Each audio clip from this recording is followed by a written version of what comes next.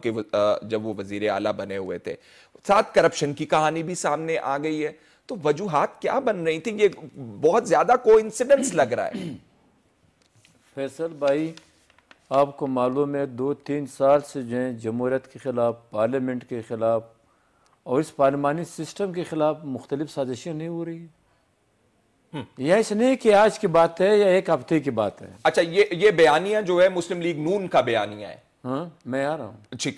نہیں، یہ مسلم لیگ نون کا بیانیہ نہیں ہے. مسلم لیگ نون نے مرکز میں یہاں پر 2-3 جگہوں پہ کمپرومائز کیا.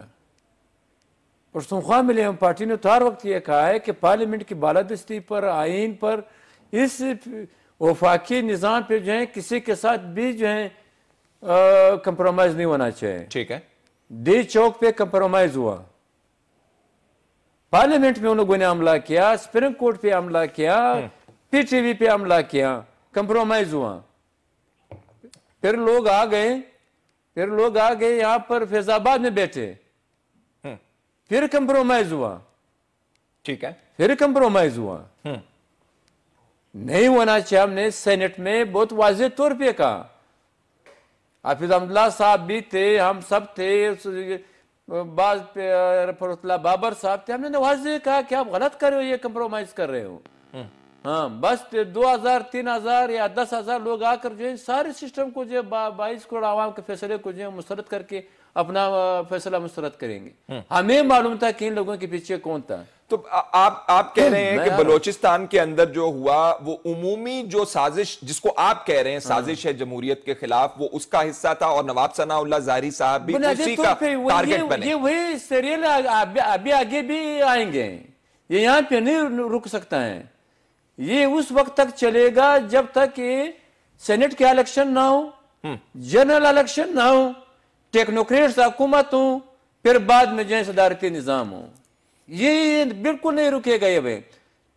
یہ جو قادری کا جو آل پارٹیز کانفرنس تھا کل جو اس نے اعلان کیا، یہ سارے ایک سیریل ہیں. آپ کہہ رہے ہوئے بلوچستان کی صورتحال اور قادری صاحب نے جو کل اعلان کیا پنجاب میں وہ صورتحال، فیض آباد، دی چوک، پارلیمنٹ پہ حملہ، وہاں پر سپریم کورٹ پہ حملہ، پی ٹی وی پہ حملہ، ڈان لیکس، کیا لیکس، یہ سب جو ہے کہ اس کی کڑی ہے. ہاں، ایک سیریل ہے. ابھی جو ہے ہم آگے چلیں گے. اچھا، تو یہ البتہ ان لوگوں نے یہ زیادتی کی، چاہے وہ اپوزیشن ہو بلوچستان میں، چاہے وہ آج ثناء اللہ زیری ہو، چاہے جو بھی ہو کہ اس نے استعفیٰ دیا.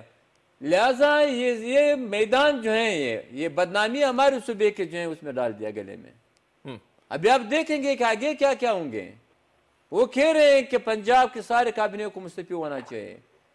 ابھی آپ خیبر پختونخوا کا اسمبلی کا دیکھیں گے، کابینٹ کا دیکھیں گے، قادری صاحب کہہ رہے ہیں کہ وہ مستعفی ہوں. بابا، یہ قاضی صاحب نہیں کہتے ہیں. قاضی صاحب کو میں آپ کہتا ہوں کہ یہ کرو.